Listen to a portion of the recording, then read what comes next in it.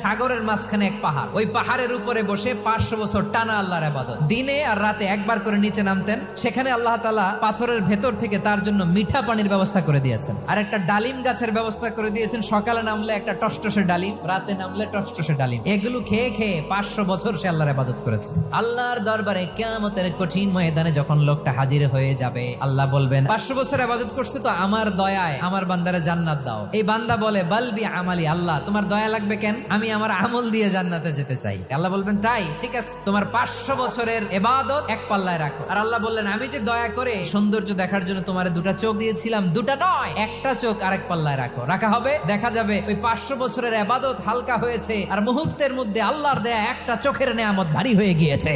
ফলাফল দেখো, হিসাব বলে তুমি এখন জাহান্নামে যাবা, যাও এবার জাহান্নামে যাও। এবার লোকটা কাচুমাচু করে বলে আল্লাহ এবার আমি বুঝতে পেরেছি তোমার দয়া ছাড়া দুনিয়ায় কেউ জান্নাতে যেতে পারবে না।